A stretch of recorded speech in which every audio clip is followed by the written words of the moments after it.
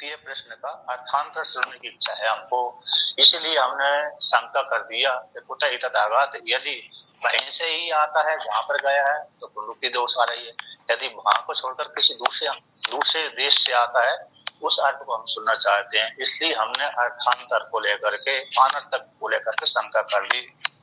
ऐसी प्राप्ति हो जाने पर तो सिद्धांती पूर्व पक्षी की वाणी को सुन करके, तो यहाँ पर वेदांत का जो एक देशी है, वेदांत का एक देशी पूर्व पक्षी का भी एक देशी होता है और वेदांती का भी एक देशी होता है। तो यहाँ पर पूर्व वेदांती का एक देशी कहता है एवं तरी, ऐसी प्राप्ति हो जाने पर पूर्व पक्षी के द्वारा कुतः एतद् आघात इस प्रश्न का अर्थांतर सुनने की इच्छा हो जाने के कारण होने पर, तो ही आप में यदि अर्थांतर सुनने की इच्छा है ऐसी प्राप्ति हो जाने पर, तही तो कुतः एतद् अपादान अर्थता न गृह्यते, तो कुतः एतद् आघात, तो एक कुतः शब्द में पंचमी है, पंचम्याम तसिल, तो पंचमी अर्थी में तसिल प्रत्यय होता है, यद्यपि सारी विभक्ति तसिल भी होता है, सारी विभक्ति में होता है, प्रथमा अर्थ में भी तसिल होता है, द्वितीया में भी होता है, तृतीया में भी होता है, चतुर्थी में भी होता है, पंचमी में भी होता है,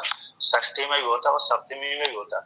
किंतु विशेष रूप से जो तद्धित का जो तसिल प्रत्यय है तो वो पंचमी अर्थ में विशेष होता है। तो कुतः इसमें अपादान अर्थ न गृह्यते, यानी जैसे वृक्ष से हम गिरे हैं, वृक्ष से आम गिर गया है, नीचे गिरा है तो पंचमी अर्थ में हो गया, तो ऊपर से वृक्ष से टूट करके गिरा हुआ है तो उसको पंचमी बोलते हैं, वहां से ऊपर झरने से पानी आ रहा है तो पंचमी अर्थ में हो गया। कहते अपादान अर्थत्व न पुनरुक्ता, अपादान अर्थत्व ही पुनरुक्तता, वेदांत का एक देशी कहता है अपादान अर्थता ये न गृह्यते, अपादान अर्थता गृहित नहीं होती है ना, ग्रहण नहीं है। यदि मानेंगे तो कहते अपादान अर्थता मानने पर तो पुनरुक्ति दोष हो रहा है, और न अन्य अर्थत्व, और अन्य अर्थ मानेंगे तो पुनरुक्ति दोष नहीं होगा। ऐसा वेदांती के एक देशी ने पूर्व पक्षी की वाणी को सुन करके कहा कि अपादान अर्थता न गृह्यते, इस कुतः शब्द से अपादान अर्थ इन पंचमी अर्थ नहीं लेंगे, नहीं गृहित हो रहा है, क्योंकि अपादान अर्थ मानने पर तो पुनरुक्ति दोष आ रहा है, और पुनरुक्ति दोष से मतलब एक दोष है। व्याकरण संस्कृत में पुनरुक्ति दोष क्या होता है, एक दोष का वाचक होता है, यानी पृष्ठ पेषण न्याय। क्या हो गया, पीस के पीसना है ना। आटा कहाँ जा रहे हैं भैया, अरे आटा पिसाने जा रहे हैं, अरे आटा पिसाने जा रहे हैं तो आटा तो पहले से ही बन चुका है, तो उसको पिसाने क्यों जा रहे हैं, तो इसका अर्थ होगा पृष्ठ पेषण न्याय। तो वो तो भावी अर्थ में प्रयोग करते हैं, किंतु पृष्ठ पेषण न्याय, अरे पिसे हुए को पीसना, तो पृष्ठ पेषण न्याय हो जाता है, पुनरुक्ति दोष हो गया, पहले से वो सिद्ध हो ही गया, उसी को दोबारा प्रश्न कर रहे हैं तो पुनरुक्ति दोष। कहते अन्य तत्व, यदि पंचमी से भिन्न अर्थ लेंगे, षष्ठी अर्थ में लेंगे, प्रथम अर्थ में लेंगे, द्वितीय अर्थ में लेंगे, कर्म अर्थ में लेंगे, तो क्या हो जाएगा, अरे वो हो जाएगा अर्थांतर हो जाएगा, पुनरुक्ति दोष नहीं आएगा। ऐसी प्राप्ति हो जाने पर वेदांत का एक देशी कहता है कि इस पंचमी को, कुतः शब्द में जो पंचमी आई है उस पंचमी व्यक्ति को इस प्रकार से मान लिया जाए। अस्तु तर्हि, यहाँ पर वेदांत का एक देशी है, अस्तु तर्हि निमित्ता अर्थः प्रश्न कुतः एतद् आघाते किम निमित्तम यह आगमनम इति, तो तर्हि तो निमित्त अर्थ ही प्रश्न मान लिया जाए, निमित्त किस निमित्त से वो आया है, जहाँ पर गया था तो किस निमित्त से आया है, निमित्तार्थ प्रश्न, निमित्त के लिए प्रश्न हो जाए तो कुतः एतद् आघात, इस ये वाक्य के माध्यम से कहाँ से, किस निमित्त से लेकर के, किम निमित्तम, किस निमित्त को लेकर के यह आगमनम इस शरीर में आया है, तो ब्रह्म में स्थित है। तो यहाँ पर एक नंबर टिप्पणी दिया, पहले वो ब्रह्म में स्थित था, सुसुप्ति अवस्था में अपने स्वरूप में स्थित था, तो ब्रह्म में स्थित होने वाले, सुख स्वरूप में स्थित होने वाला व्यक्ति दुख भूष्ट शरीर में आ गया तो किस निमित्त को लेकर के आया, सुसुप्ति अवस्था में तो जीवात्मा अपने स्वरूप में अवस्थित था, अब वहां तो बढ़िया सो रहा था, आनंद से लीन था, स्वरूप में था, तो वहां से फिर जग करके इस स्थूल शरीर में जिसमें बहुत ही संकट भरे हुए कष्टमय जीवन है, तो कष्टमय शरीर में क्यों आया, किस निमित्त को लेकर के आया, ये प्रश्न कर दो, इस ऐसा निमित्त को लेकर के प्रश्न बन जाएगा, इसलिए पुनरुक्ति दोष नहीं आएगी। ऐसी वेदांत के एक देशी ने पूर्व पक्षी से कहा, तो वेदांति के एक देशी की वाणी सुनकर के पूर्व पक्षी वेदांत के एक देशी में खंडन करता है। तो यहाँ पर टीकाकार कहते हैं तर्हि तस्याम अपादानत्वेन पुनरुक्त अवस्थायाम, तो यदि पंचमी अर्थ मानते हैं तो पुनरुक्ति दोष हो रही है, निमित्त अर्थ मानते हैं तो पुनरुक्ति दोष नहीं आएगी। तो ऐसी पूर्व पक्षी के द्वारा वेदांत के एक देशी के द्वारा सिद्ध हो जाने पर, निमित्त अर्थ सिद्ध कर देने पर, तो पूर्व पक्षी वेदांत के एक देशी खंडन करता है। एक देशीनम पूर्वादि दूषयति, एक देशी को पूर्वादि जो पूर्व पक्षी है दूषयति खंडन करता है। अब यहाँ पर खंडन करता ये वाक्य जो आया है, वेदांत का एक देशी को पूर्व पक्षी खंडन करता है। तो यहाँ पर जो हिंदी टीका है, हिंदी टीका में थोड़ी गलती लिखी हुई है, जहाँ पर सिद्धांती समाधान करता है ना से, तो ये पूर्व पक्षी का वाक्य है।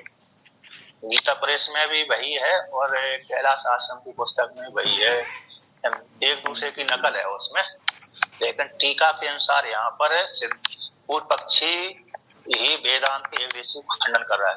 तो एक देशीनम पूर्वादि दूषयति, इस पंक्ति के द्वारा एक देशी को पूर्व पक्षी दूषयति खंडन करता है। तो कहते ना ऐसी बात नहीं है। तो कैसी बात नहीं है? निमित्त अर्थता अपि प्रतिवचन वैरूप्यात्, यदि आप निमित्त अर्थ मानेंगे यहाँ पर, किस निमित्त से पहले जीवात्मा अपने स्वरूप में सोया हुआ था, फिर भास से इस स्थूल शरीर में आ गया। तो जब ऐसा आया है तो निमित्त अर्थ में यहाँ पर आगमन हुआ है, ऐसा मानेंगे तो फिर प्रतिवचन वैरूप्यात्, जो उत्तर है उसका वैरूप हो जाएगा, यानी प्रतिरूप हो जाएगा, विपरीत हो जाएगा। कैसे? प्रतियुक्ति विरोधात, उत्तर के साथ प्रश्न का वाचक नहीं बनेगा।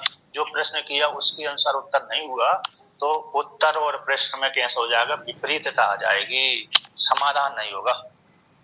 क्योंकि आगे के वाक्य में, आगे जो श्रुति वाक्य आएगी 20वीं श्रुति है, उसमें अपादान अर्थ गृहीत किया गया है। कहाँ पर अपादान अर्थ गृहीत किया गया है? तो कहते देखिए यहाँ पर यदि आत्मनश्चा निमित्त अर्थ में तो प्रतिवचन का यानी उत्तर, प्रतिवचन का अर्थ हो गया उत्तर में विपरीत आ जाएगा, विपरीत भावना हो जाएगी। क्योंकि उत्तर में अग्रम वाक्य में अपादानार्थ को आश्रय करके ही उत्तर दिया है। आगे के जो श्रुति वाक्य 20वीं श्रुति है उसमें अपादान अर्थ को गृहीत करके ही, पंचमी अर्थ को गृहीत करके ही उत्तर दिया है श्रुति ने। तो यदि निमित्त अर्थ यहाँ पर मानेंगे आप वेदांत के एक देशी के अनुसार, तो फिर श्रुति आगे पंचमी अर्थ को निमित्त बनाकर तो उत्तर दे रही है, तो उसमें फिर विपरीतता हो जाएगी। तो पूर्व पक्षी पुनः वेदांती के एक देशी को खंडन करने के लिए कहता है। देखो इस प्रकार से कि आत्मनस, तो कहते हैं आत्मनश्चा सर्वस्या जगतो अग्नि विस्फुलिंगादिवत् उत्पत्ति प्रतिवचने श्रूयते कि आत्मा से, आत्मनश्चयन आत्मा से सर्वस्व जगतो, संपूर्ण जगत की उत्पत्ति सुनी गई है। कहाँ पर? प्रतिवचन में। कैसे सुनी गई है? किस प्रकार से सुनी गई है? दृष्टांत है अग्नि विस्फुलिंगादिवत्, जैसे अग्नि से चिंगारियां निकलती हैं, ऐसे आप कभी अग्नि देखेंगे,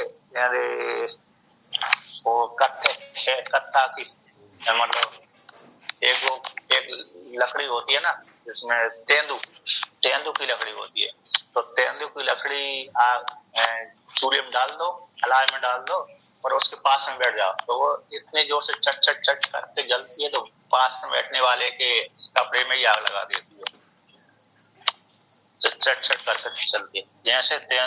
जैसे अग्नि से चिंगारी निकलती है, उसी प्रकार से विस्फुलिंग है ना चिंगारियां, निकलती हैं, उसी प्रकार से आत्मा से संपूर्ण जगत की उत्पत्ति होती है। तो अग्नि से चिंगारियां निकलती हैं, तो अग्नि से तो मतलब जो से है पंचमी अर्थ है अपादान अर्थ में, उसी प्रकार से आत्मा से संपूर्ण जगत की उत्पत्ति होती है। कि भाई पूर्व पक्षी को ऐसा कैसे प्रश्न का उत्तर मालूम पड़ गया? तो पूर्व पक्षी तो जानता नहीं था कि पूर्व पक्षी भी ज्ञानी होता है। जब पूर्व पक्षी ज्ञानी नहीं होगा तब प्रश्न करेगा ही नहीं, तो वो भी पढ़ा लिखा है। पूर्व पक्षी भी कैसे है, यहाँ पर कमजोर नहीं है, वो भी पढ़ा लिखा है। इस प्रकार से तो ऐसी तो सिद्धांति की जो एक देशी है उसको खंडन करता है कि देखो आत्मा से आगे में प्रतिवचन में उत्तर में आत्मा से पंचमी अर्थ में उत्तर दिया है। पंचमी अर्थ से ही संपूर्ण जगत की उत्पत्ति, आत्मा से ही संपूर्ण जगत की उत्पत्ति होती है, ऐसा प्रतिवचन में उत्तर में उत्तर सुना गया है।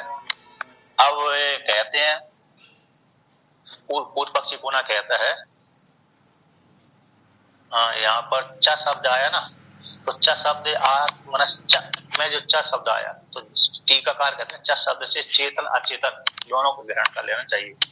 जगतः सर्वस्य चेतनस्य अचेतनस्य च इति वक्तुम च शब्द, संपूर्ण जगत का उस चेतन का अचेतन का, संपूर्ण जगत है उसका भी और जो चेतन है उसका भी उसी आत्मा से उत्पत्ति हुई है, ऐसा कहने के लिए च शब्द आया आत्मनश्च।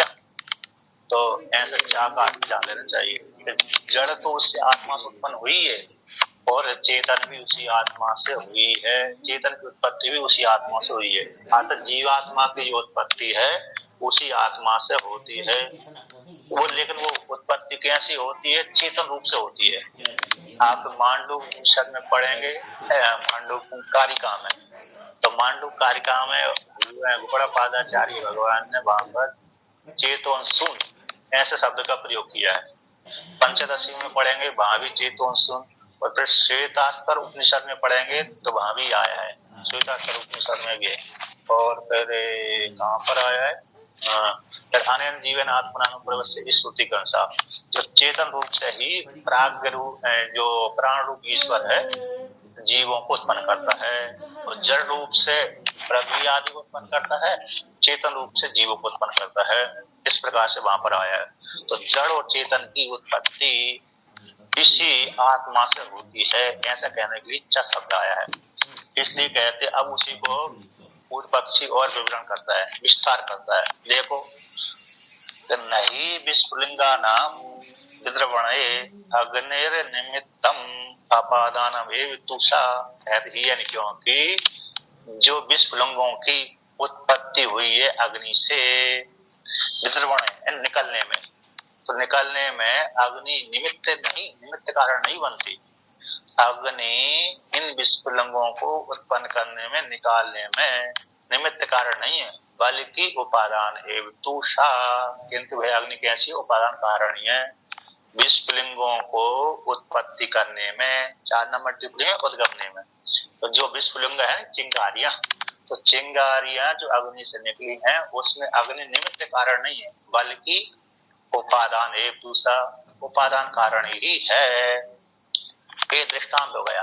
दृष्टांत में पुनः वेदांत पूर्व पक्षी कहता है, सिद्ध करता है, पुष्ट करता है, उसी को दृष्टांत घटाता है। तथा उसी प्रकार से परमात्मा विज्ञानमयस्य आत्मनो अपादानत्वेन श्रूयते अस्मात् आत्मना इति एतस्मिन् वाक्ये। तथा उसी प्रकार से अस्मात् आत्मना, ये 20वां मंत्र है, वहां पर श्रुति का एक वाक्य है, अस्मात् आत्मना, ये श्रुति वाक्य है। इस आत्मा से ही, तो अस्मात् में पंचमी है तो आत्मना भी पंचमी है, उसी आत्मा से ही। तो आत्मा कौन हो गई यहाँ पर? परमात्मा। ये परमात्मा विज्ञानमय से जीवात्मा, विज्ञानमय जीवात्मा का अपादान रूप से श्रुति के इस वाक्य में सुना गया है कि विज्ञानमय जीवात्मा उस परमात्मा से उत्पन्न हुआ है। इसका कारण है परमात्मा। परमात्मा से ही विज्ञानमय जीवात्मा की उत्पत्ति हुई, अपादान रूप से यहाँ पर सुनी गई इस वाक्य में अस्मात् आत्मना। इसलिए आप यदि निमित्त अर्थ मानेंगे कुतः एतत् फिर विपरीत प्रश्न और प्रश्न का प्रति उत्तर है विपरीत अलग अलग हो जाएगा, इसलिए अपादानार्थ नहीं मान सकते।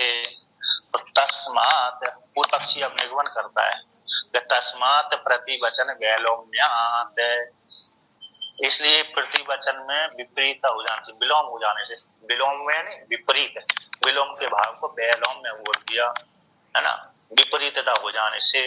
तो कुत इति प्रश्नस्य, तो कुत इति प्रश्न का प्रति निमित्तार्थता न शक्यते वर्णितुम, इसलिए कुत इतत आघात कहाँ से आया, इसमें जो कुत शब्द है इस प्रश्न का निमित्तार्थता, निमित्त यहाँ पर आया है, निमित्त को लेकर के आया है, स्वरूप से जग करके स्वरूप में पहले सोया हुआ था, फिर यहाँ पर स्थूल शरीर में आ गए, दुख भोगने के लिए निमित्त को लेकर के आया है, ऐसा प्रश्न नहीं बन सकता।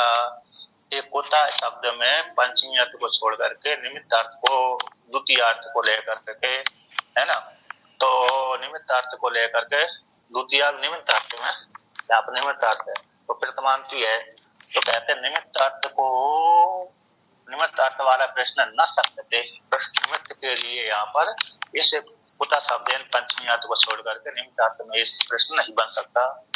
तो निमित्त अर्थ था न सकते वर्णन नहीं किया जा सकता, निमित्त के लिए आया है, भोगने के लिए आया है, इस स्थूल शरीर में वह परमात्मा स्थूल शरीर में भोग भोगने के लिए आया है। इस प्रकार से वहां बैठा हुआ था, यहाँ पर आ गया, तो ऐसी प्राप्ति हो जाने पर तो पुनः कहते यहाँ पर तो प्रश्न जो निमित्त अर्थ नहीं बन सकता है, और कहते हैं अब पुनः कहते पूर्व पक्षी पुनः कहता है, क्या कहता है, तर्हि भवतु अपादानर्थता पंचमी इति आशंक्य पूर्वादि पूर्वोक्तम स्मरति, तो निमित्त अर्थ तो बन ही नहीं सकता, तो पुनः पूर्व पक्ष कहते पंचमी अर्थ में ही मान लीजिए आए, कुतः इत्यत आघात से पंचमी अपादान अर्थ ही स्वीकार कर लेना चाहिए। यहाँ पर कहते हैं ननु अपादान पक्ष में भी यदि अपादान पक्ष मानते हैं तो पुनरुक्ता दोष स्थित एवं, तो पुनरुक्ति दोष बनी हुई है, यदि अपादान अर्थ मानेंगे तो पुनरुक्ति दोष बना हुआ है, और निमित्त अर्थ मानते हैं तो प्रतिवचन में विपरीतता आ जाती है, इसलिए तो जीवात्मा परमात्मा को अलग अलग करके मान लेना चाहिए, जीव अलग है और परमात्मा अलग है, ऐसे स्वीकार कर लो, क्योंकि पुनरुक्ति दोष हो रहा है ना, तो प्रश्न सो जाएगा, वहां पर परमात्मा अलग था, जीवात्मा अलग था, जीव और परमात्मा में भिन्नता है, एक नहीं है, जीव और परमात्मा एक नहीं है, ऐसा पूर्व पक्षी का कहना है, कहने का आशय है। तो ऐसी प्राप्ति हो जाने पर अब सिद्धांति यहाँ पर आता है, मुख्य सिद्धांति, न ऐसा दोषा, इसमें कोई दोष नहीं है भाई, ऐसा सिद्धांति था, है ना। तो टीकाकार यहाँ पर देवी कहते हैं कि सर्व अविद्या तज्जनितम, सर्व अविद्या तज्जनितम उक्तम, जितना भी जगत उत्पन्न हुआ अविद्या को लेकर के है ना, तो कहते जनिर मुक्तम, सर्व अविद्या तज्जनिर मुक्तम प्रत्यगद्वयम, संपूर्ण जो अविद्या है उससे रहित है परमात्मा कौन, प्रत्येक अद्वैत ब्रह्म, ये ब्रह्म को प्रश्न द्वय व्याजेन, प्रश्न द्वय के द्वारा कौन, क्या ऐसा तथाभूत और कुतः इत्यागात, इस प्रश्न के द्वारा बोध कराने की इच्छा से प्रतिपादितम इति, तो बोध कराने की इच्छा से बोध कराती हुई श्रुति न पुनरुक्ति, यहाँ पर कोई पुनरुक्ति दोष नहीं है, ऐसा सिद्धांति कहता है। स्व अभिसंधिम उद्घाटति, उसकी जो गूढ़ रहस्य है, इस प्रश्न का गूढ़ रहस्य, परमात्मा कौन है, जीवात्मा कौन, परमात्मा ही है, परमात्मा से जीवात्मा भिन्न नहीं है, इस प्रकार से और निर्गुण निराकारी है, ऐसा बोध कराने के लिए सिद्धांत कहता है ना, इसमें कोई दोष नहीं है, पंचमी अर्थ मानने में भी कोई दोष नहीं है। तो क्यों नहीं है दोष भैया, तो उसको लेकर कहते हैं कि प्रश्नाभ्याम आत्मनि क्रियाकारक फलात्मतः अपोयस्य विवक्षितत्वात्, ये दोनों प्रश्नों के द्वारा क्वा ऐसा तदाभूत और कुत एतदागात, इस दोनों प्रश्नों के द्वारा आत्मा में क्रिया है, क्रिया चेष्टा, कारक स्वयं करता और फलात्मा उसका भोग, ये इन तीनों का स्वरूप है। इस आत्मा में अपोयन त्याग कर दिया, यहाँ पर विवक्षित है। ना तो आत्मा में क्रिया है, ना आत्मा में कर्तापन है, और न ही आत्मा में फलात्मकता है। त्रिपुटी से आत्मा रहित है, क्रिया कारक फल स्वरूप से रहते। ज्ञाता ज्ञान गे, ध्याता ध्यान दे आदि जो त्रिपुटी है, प्रमाता प्रमाण में इत्यादि जो त्रिपुटी है, क्रिया कारक फलात्मकता है जो त्रिपुटी आदि है, ये सबकी यहाँ पर अपोय की विवक्षा की गई है, आतत हटाने की विवक्षा की गई। निर्गुण निराकार ही परमात्मा है, इस प्रश्न के द्वय के द्वारा त्रिपुटी से वो रहित है, ऐसे यहाँ पर विवक्षित है ना। कैसी है? रंग मात्र है, प्रत्यंग मात्र है। तो कहते हैं अपोहे का अपोय ने यहाँ पर हटा करके, उसमें क्रिया कारक फलात्मकता को हटा करके ही विवक्षा की गई है। यहाँ पर आत्मा में कुछ भी नहीं है।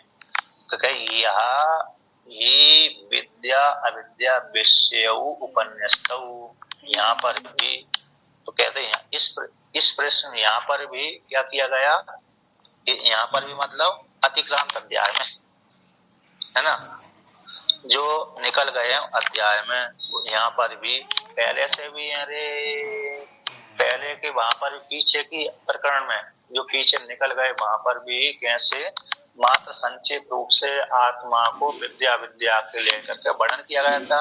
और यहाँ पर भी कोटा ये तदागात और कुआ ऐसा तदाभूत, इसमें भी आत्मा को निर्गुण रूप से प्रतिपादन किया जा रहा है कि आत्मा में कुछ भी नहीं। और पहले संक्षेप रूप से वर्णन किया था, पहले के अध्यायों में संक्षेप रूप से वर्णन किया था। तो यहाँ अभी विद्या अविद्या विषय उपन्यास किए गए थे, वहां पर विद्या को लेकर के अविद्या को लेकर के पहले के अध्याय में, पहले के इससे जो पहला अध्याय उसमें, तो वहां पर कहां पर विद्या और अविद्या को लेकर के उपन्यास किए गए थे। तथा ही तो कहते हैं यहाँ पर आत्मा इति एव उपासिता, ये वाक्य आया पहले का 1-4-7 का है पहले अध्याय में। तो आत्मा एव उपासिता, आत्मा इति वाक्य जो शब्द स्वरूप का बोध कराता है, तो आत्मा उपासनीय है, एक वाक्य हो गया। आत्मानम अवेद, उस आत्मा को जानना चाहिए, जान लिया, उस आत्मा को जाना था है ना, अवेदन जाना था। तो सर्वम अवगत, उस जिसने आत्मा को जान लिया वो सर्व हो गया, व्यापक हो गया। आत्मानम एव लोकम उपासिता इति, तो आत्मरूप लोक की उपासना करना चाहिए।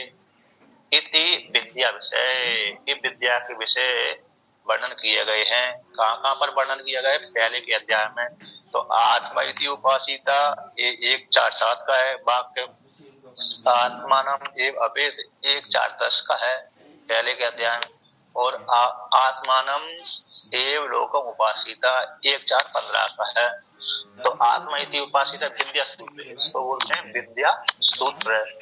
ये विद्या सूत्र है, इसके माध्यम आत्मा उपासना करने के योग्य है, जानने योग्य है। अब जिसने जाना, जिस देवताओं के मध्य में जिसने जाना, मनुष्यों के मध्य में जिसने जाना, स्त्री के मध्य में जिसने जाना, पुरुषों के मध्य में जिसने जाना, वह जानने वाला व्यक्ति क्या हो गया? सर्वम अभवत, सर्व हो गया, व्यापक हो गया। ऋषियों के मध्य में जिन वामदेव ऋषि ने जाना, वामदेव ऋषि कैसे हो गए? सर्व हो गए। आत्मा नाम अवेद तत्सर्वम अभवत, स्वभाव है वहां पर। तो आत्मा को जिसने जाना था, जिनके मध्य मनुष्यों के मध्य उसने सर्व हो गया था। तो आत्मरूप लोक की उपासना करना चाहिए। तो पहले के जो अध्याय प्रथम अध्याय में कैसा है, संक्षेप से वर्णन किया गया था, और आत्मा कैसी सारे दोषों से रहित है, तो उपन्यास मात्र किया गया था, संक्षेप से बतलाया था, पूरा निर्णय नहीं हो पाया था, है क्या नहीं। अब यहाँ पर कहते हैं विद्या सूत्र है, संक्षेप से वर्णन किया गया था, विषय मात्र विद्या और अविद्या के विषय रूप से उपन्यास किए गए थे। तथा उसी प्रकार से अब पीछे में अविद्या का विषय वर्णन करते, पीछे के अध्याय में वहां पर अविद्या का विषय विस्तार पूर्वक वर्णन किया गया था। ततः अविद्या विषयश्च पांतम कर्म तत्फलम च अन्नप्रेहम नाम रूप कर्मात्मकम इति। उसी प्रकार से तथा उसी प्रकार से प्रथम अध्याय में जो अविद्या का विषय पांच कर्म है, 5 चीजों से संपादित होने वाला है ना, चाहे वो यज्ञ है, यजमान है, ऋत्विज है, कर्म है, उपद्रव है इत्यादि को लेकर के। तो स्वर्ग आदि भी पांच कर्म के द्वारा निष्पन्न होता है। जैसे अरे बीज, खेती में बीज बोते हैं तो उससे फसल आदि भी इस प्रकृति को लेकर के, सूर्य को लेकर के, जल को लेकर के, अन्न को लेकर के पकता है, फल के रूप में प्राप्त होता है। उसी प्रकार से हम स्वर्ग के लिए कर्म करेंगे तो यहाँ पर यजमान भी चाहिए। यजमान हो गया और यज्ञ हो गया, कर्म हो गया, ऋत्विज हो गया, वेद आदि हो गया, इन सब को लेकर पांच कर्म कह दिया गया। अन्न आदि है तो वाक रूप अन्न, प्राण रूप अन्न, मन रूप अन्न, ये 3 अन्न कह दिए गए थे। फिर इसके पश्चात नाम रूप व्याकरण कर दिए। ये सारे अविद्या की कोटि में आते हैं। पांच कर्म है, पांच कर्म के द्वारा उनका फल भी पांच ही है। कर्म के माध्यम से अन्न त्रय की उत्पत्ति, वाक मन प्राण, ये 3 अन्न थे। ये 3 अन्न त्रय नाम रूपात्मक जगत है, ये सारा पांच कोटि में ही आता है। ये अविद्या का विषय है, पहले अध्याय में वर्णन कर दिया गया। तत्र वहां पर अविद्या विषय वक्तव्य सर्वम उत्तम, अविद्या के विषय में सर्वम उत्तम सब कुछ कह दिया गया है। सकार्य, कार्य के सहित, कार्य के सहित अविद्या सूत्र को तृतीय अध्याय की समाप्ति पर्यंत व्याख्यान कर दिया गया है। यानी पहले अध्याय की आरंभ, पहला अध्याय जहाँ से चालू हुआ तो समाप्ति पर्यंत पूरा अविद्या का ही प्रसंग था, संसार को विषय करने वाला ही प्रसंग था। इस प्रकार से उपासना करेंगे तो आपको ब्रह्म लोक पर्यंत फल की प्राप्ति हो जाएगी उपासना करने वाले को। तो कहते हैं विद्या विषय तू आत्मा केवल उपन्यास्तो न निर्णीता।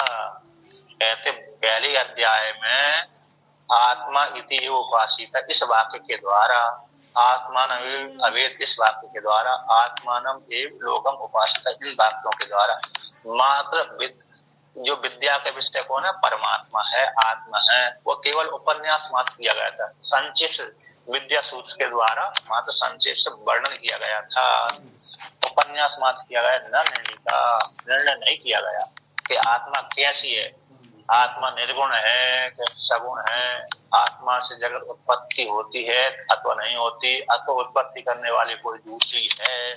ऐसे नैयायिक आदि दूसरे ही मानते हैं।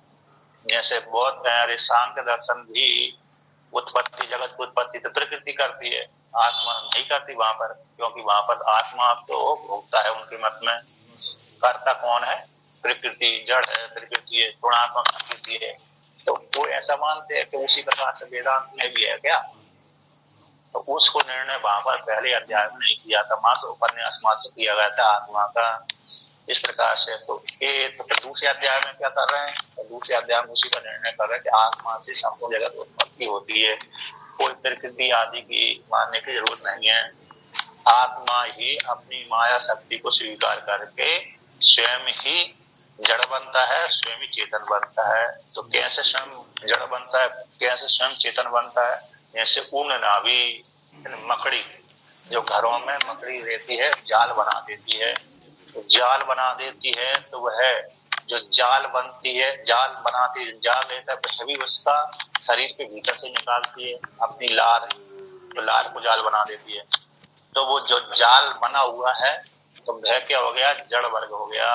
अब जिसने बनाया है चेतन हो गई। तो निमित्त कारण भी मकड़ी है और उपादान कारण भी मकड़ी है, और मकड़ी ही वो जाल बनी हुई है, मकड़ी ही जाल बनी है। और फिर बाद में मकड़ी की इच्छा हो जाती है मैं इसको नष्ट कर दूं, लील लूं, निगल लूं, तो संहार कर दूं, तो पुनः वही मकड़ी अपने जाल को खा भी जाती है, अपने स्वयं के जो उसने जो मकड़ी ने जो जाल बनाया था वो जाल को खा भी जाती है, तो निगल भी जाती है। उसी प्रकार से ये दृष्टांत हो गया। उसी प्रकार से दार्शनिक में आत्मा ही अपने शरीर से जड़ के रूप में पंचभूतों का निर्माण करती है और चेतन के रूप में जीवों को निर्माण कर देती है। पुनः फिर वही आत्मा कहती है इच्छा हो गई अब संघार कर दे दूं, तो पंचभूतों को भी अपने लीन कर लेती है और चेतन को भी, जीवात्मा को भी अपने लीन कर लेती है।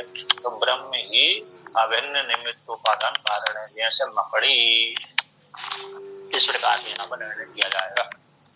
तत् निर्णय, तो पहले अध्याय में आत्मा एक इति उपासिता इस वाक्य के द्वारा मात्र संक्षेप से विषय मात्र दिया गया था। अब उसको निर्णय यहाँ पर किया जा रहा है दूसरे अध्याय में। तत् निर्णय क्या, तो उस आत्मा को निर्णय करने के लिए कि आत्मा कैसी है, एक है दो है, अन्यवादी जीवात्माओं को, आत्माओं को भिन्न भिन्न मानते बहुत है।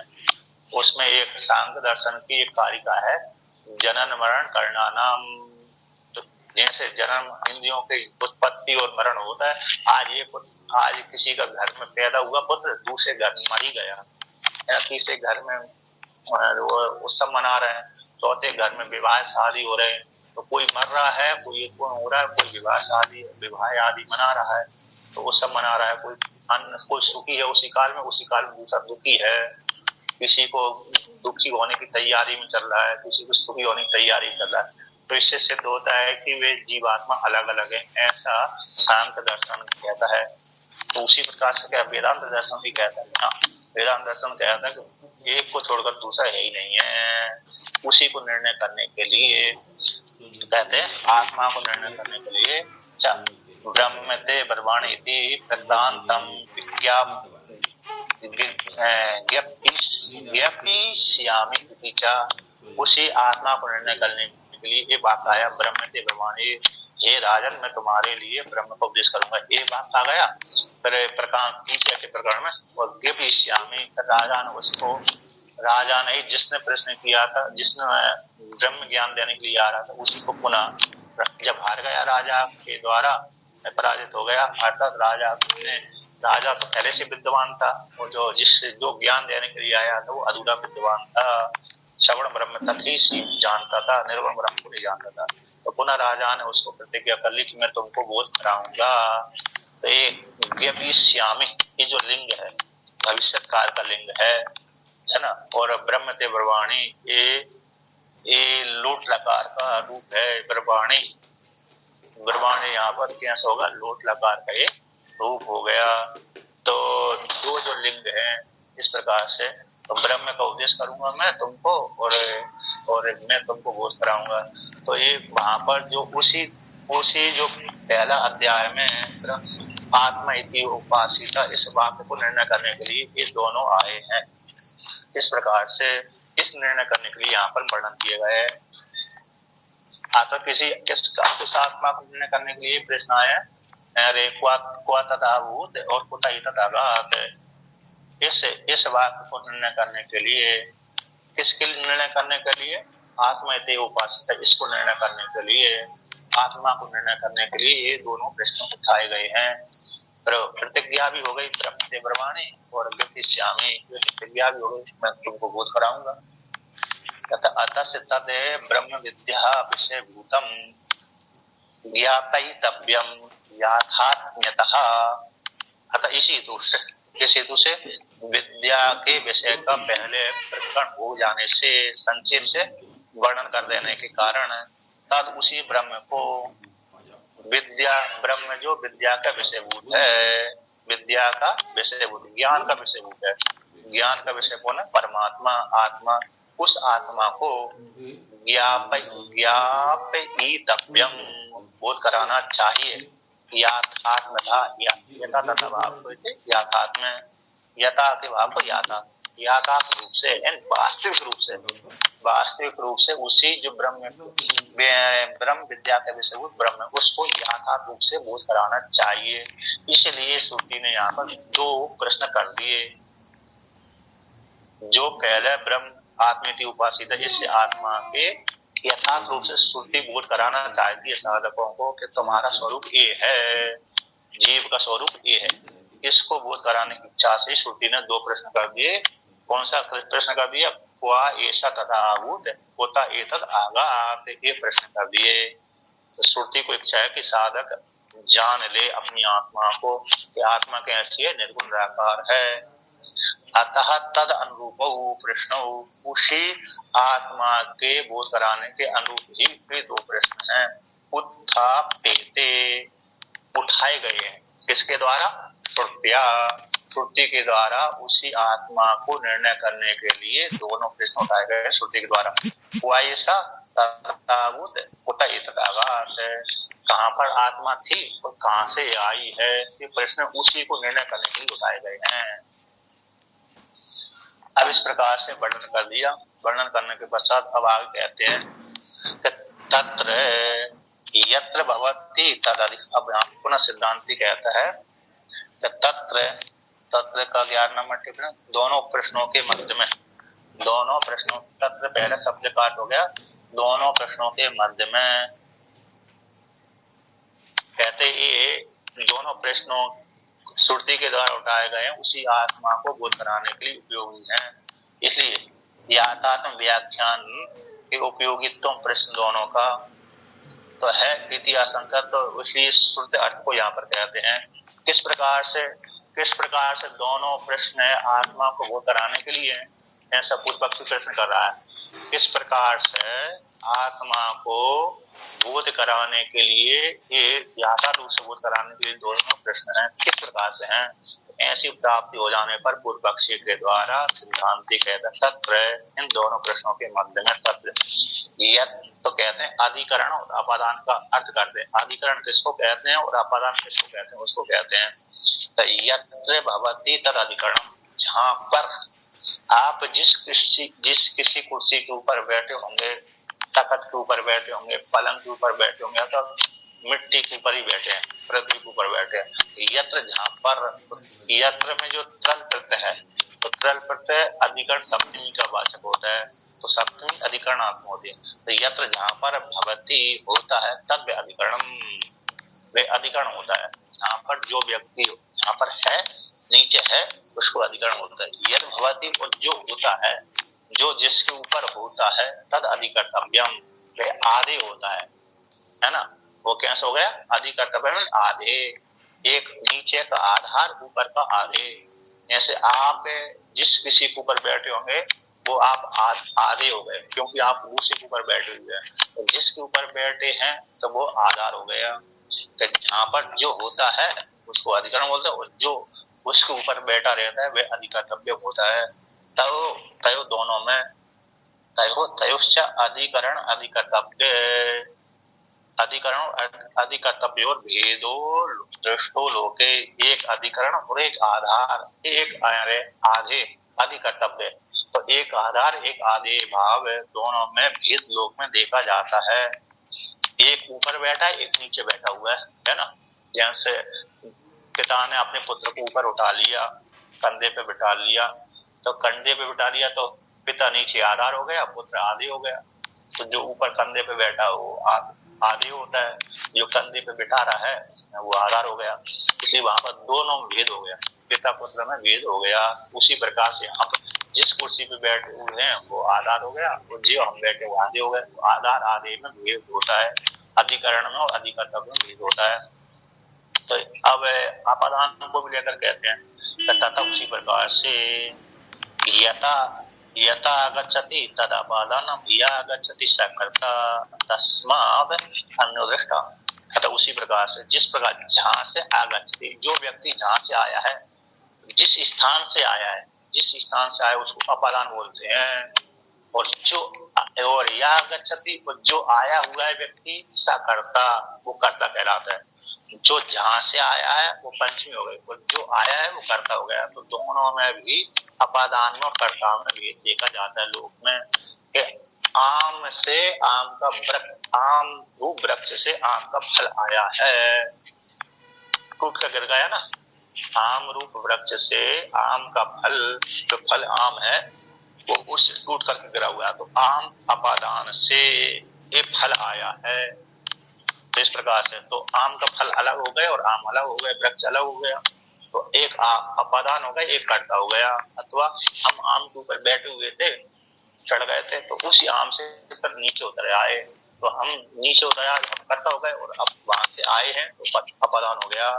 अपादान में और कर्ता में भी भेद होता है, लोक में देखा जाता है। उसी प्रकार से कहते आत्मा क्वा अपि अभूत, अन्यस्मिन् अन्य तथा आत्मा क्वापि अभूत। अन्यस्मिन् अन्य कुतः एतद् आगाते अन्यस्माद् अन्य केनचित् भिन्नेन साधनान्तरेण इति एवं लोकवत् प्राप्तः बुद्धिसा प्रतिवचनेन निवर्तितव्य इति। तो सिद्धांति कहता है उसी प्रकार से आत्मा कहाँ पर थी ये पहले एक प्रश्न कर दिया। तो अन्यस्मिन् अन्यस्मिन् अन्य, अन्न में ही अन्न होता है, अन्न में ही अन्न होता है। एक बुद्धि बन गई जीवात्मा के मध्य में। तो क्या ऐसा तदाभूत, इस प्रश्न को लेकर के आत्मा कहाँ पर थी, तो आत्मा कहीं पर थी होगी, तो जहाँ पर थी वहां पर पहले से एक अधिकरण होगा, और जो आत्मा गई थी तो दूसरा अधिकर्तव्य हो गया। तो दो की बुद्धि व्यक्ति के मन में शांति बढ़ गई। तो कुतश्चित आघात, तो कुतश्चित कहीं से आई है, कहाँ से आई है वो अलग हो गई, और जो आया है वो अलग हो गया। तो कुतश्चित आघात, तो कुछ कहीं से आया है, तो अन्यस्माद् अन्य, अन्य से अन्य आया है, अन्य से अन्य आया, दूसरी जगह से दूसरा व्यक्ति आया है। तो जगह वाली तो वहीं रह गई, और दूसरा व्यक्ति जो अलग हो गया, तो अन्य से अन्य हो गया। तो केनचित भिन्न, किसी केनचित भिन्न साधनांतर के द्वारा आया हुआ है। जैसे हम वहां पर थे, कभी उड़ के चले गए होंगे, अगर किसी प्रकार से पहुंच गए, जैसे बेहोशी में हम किसी अस्पताल में पहुंच गए, हम कभी चल रहे थे, मूर्छित हो गए, मूर्छित होते थे, किसी व्यक्ति ने हमको किसी साधन से पहुंचा दिया। अब पहुंचा दिया तो हमने जब देखा, नींद खुली हमारी, होश आया तो देखा हम तो अस्पताल में है ना, औषधालय में है। औषधालय में जब हमारी नींद खुल गई, स्वस्थ हो गए, तो हम किससे आएंगे वहां से, चाहे गाड़ी से आ जाते हैं, चाहे मोटरसाइकिल से जाते हैं, चाहे 11 नंबर की गाड़ी से आ जाते हैं। तो दूसरे साधन से आए ना, हम जिस साधन से पहले से गए होंगे बेहोशी में, मूर्छित अवस्था में, तो उससे दूसरे साधन से गए थे। किंतु जब हमको होश आ गया, तो हम हो सकते 11 नंबर गाड़ी से चले आ गए होंगे, ठीक है ना। तो उसी प्रकार से अन्य साधन से आ गया, किसी दूसरे साधन के द्वारा आ जाता है व्यक्ति। जिस प्रकार से लोक में लोक के समान, तो लोक के समान मतलब जैसे हम किसी मोटरसाइकिल यहाँ से बस से ट्रेन से गए थे, उधर से बस से लौट करके आ गए। इस यहाँ से गए, किसी मथुरा में गए, हम वृंदावन में गए घूमने के लिए, तो एक इधर से चले गए ट्रेन से, उधर से हमको टिकट मिला नहीं, तो बस से आ गए। हमको कैसे आ गए, बस से आ गए। तो अन्य से गए थे, अन्य से आ गए। तो जैसे लोक में ये व्यक्ति के मन में बैठा रहता है, बुद्धि है, बुद्धि के अनुसार फिर यहाँ पर कैसे हो गए, जो दो बुद्धि हो गई कि अन्य में अन्य बैठा रहता है, अन्य से अन्य निमित्त से गया था, अन्य निमित्त से आया, तो अलग अलग है व्यक्ति। तो अलग अलग जीवात्मा परमात्मा की भेद बुद्धि यहाँ पर सिद्ध हो रही है, मतलब कैसे सामान्य व्यक्तियों के मध्य में। तो उसकी बुद्धि कौन सी है, दो सुपर्णा सयुजा सकाया समानम व्यक्षम परिससुजाते तयोर अन्ना विप्लव स्वादवत्तु अनसनो अभिचाक सीति। इस श्रुति के अनुसार दो जीवात्मा परमात्मा का भेद सिद्ध हो रहा है। तो जो बुद्धि सामान्य व्यक्ति के मन में बैठ गई है, ऐसी बुद्धि सब प्रतिवचन के द्वारा, उत्तर के द्वारा, प्रतिवचन के द्वारा, उत्तर के द्वारा, सिद्धांति के द्वारा, श्रुति रूप सिद्धांति के द्वारा यहाँ पर निवर्तितव्या इति, निवर्तन करने के योग्य है, निवर्तन करना चाहिए, नहीं तो जीवात्मा को एक भ्रांति हो जाएगी। दो है, जीवात्मा अलग है, परमात्मा अलग है, तो मैं परमात्मा से भिन्न हूँ, हमेशा दास ही बना रहूंगा, है कि नहीं, जैसे कभी कभी मानते हैं। तो वो ये बुद्धि बैठ गई जीवात्मा के हृदय में, तो फिर वो नहीं निकलेगी। तो उसको निकालने के लिए मैं भक्त हूँ, मैं मेरे स्वामी है और मैं सेवक हूँ उनका, है कि नहीं। हनुमान जी कहते ही हैं, ये बुद्धिया तो दास हुआ, जीव बुद्धिया तो दंश का, आत्म बुद्धिया तो मेवा हम इति में निश्चिता मति। देह बुद्धि से तो मेरे दास हूँ, आप तो आप स्वामी है। राम जी से कहते हैं, प्रश्न कर दिया, तो जीव बुद्धि से तो आप मेरे अंशी और मैं आपका अंश हूँ, आत्म बुद्धि से तो मेरे हनुमान जी कहते वाल्मीकि रामायण में आती है बात, तो मेरे को मालूम नहीं है कहाँ पर कहते हैं, प्रसंग देखो वाल्मीकि रामायण में आती है। पर्वत पर जब रहते हैं और भगवान जा रहे होते हैं सबरी जी से मिलकर, तो हाँ। हनुमान जी ब्राह्मण वेश में आते हैं, तब परीक्षक पूछते अच्छा हैं, तो हनुमान जी उत्तर देते हैं कि मैं आपका दास हूँ। और अच्छा, ये वहां का प्रसंग ये श्लोक वाल्मीकि रामायण का है। जी अच्छा, देखूंगा वाल्मीकि रामायण में तो, क्योंकि मैं देख रहा था कि इस श्लोक कहाँ से आया है। ये श्लोक तो आ गया, मेरे को प्राप्त हो गया, लेकिन इस श्लोक कहाँ का है तो देखा ही नहीं है। तो ये निर्णय हो जाता है कि वाल्मीकि रामायण का है, तो बोलने में अच्छी सुविधा रहती है कि नहीं। मैंने बहुत खोजा, उसको देखा, समझ पढ़ने में नहीं आ रहा कहाँ से आया ये श्लोक, कहाँ से आया। ये श्लोक तो बहुत सुंदर है, ये हाँ, बहुत सुंदर उपदेश परक है और सुंदर और ये बहुत ही मार्मिक है। हैं? और हैं? जीव दृष्टि से आप ब्रह्म में जीव, और परमात्मा दृष्टि से जो आप है वही मैं हूँ। हाँ, परमात्मा दृष्टि से, हाँ। बहुत ही मार्मिक श्लोक है ये। मैं हमको तो भाव में लाता है श्लोक ये। अरे, साधना सदन में हम महाराज जी के साथ जाते थे, तो वहां पर दीवार में लिखा था उनकी दीवार में, वहां पर कभी कभी मंदिरों में लिखते हैं ना, तो श्लोक लिख देते हैं, छंद श्लोक लिख देते हैं, उनकी वहां पर दीवार पे लिखा हुआ था, तो उतार लिया मैंने। अब उन्होंने वो नहीं लिखा था, कोड नहीं किया था, कोड बोलते ना कि यहाँ से लिया गया है, ये श्लोक यहाँ का है, इस इतना नंबर है और इस ग्रंथ का है, वो नहीं लिखा उन्होंने। तो आपने बताया, देखूंगा वाल्मीकि रामायण। तो देख रही है यहाँ पर, तो जो व्यक्ति के मन में बैठा हुआ कि जो जैसे हम दूसरे साधन से जाते हैं, दूसरे साधन से लौट करके भी जाते हैं, ऐसे स्टेशन पे भी गए ना, कभी टेम्पू से चले जाते हैं, कभी इधर से हमारे परिवार वाले थे, पुत्र पुत्रियां थी, तो हमको गाड़ी में छोड़कर चले गए। अब लौट करके आए तो या तो रात्रि हो गई या तो जो हो गई, तो हमको टेम्पू में आना पड़ी, है क्या नहीं, टेम्पू में आना पड़ी या तो पैदल आना पड़ी, तो दूसरे साधन से ही वहां गए। बंद हो गए, टेम्पो कहीं चलते ही नहीं, समय पहले चलते थे। नहीं, चलते हैं, बहुत जगह चलते हैं। तो देखिए, मतलब कहने का तात्पर्य, तो दूसरे लोक में सामान्य जो व्यवस्था है कि नहीं, लोक में जैसी बुद्धि बैठी हुई है, तो वो इस बात से ये सिद्ध हो रहा है कि जीवात्मा परमात्मा ये है। तो जीवात्मा परमात्मा जो भेद बुद्धि हो रही है, जीवों के मध्य में बैठी हुई है, उस भेद बुद्धि को बोध कराने के लिए, इसको बोध हटाने के लिए यह निर्णय किया गया, प्रतिवचन के द्वारा वो बुद्धि हटाना चाहिए। निवर्तन करना चाहिए।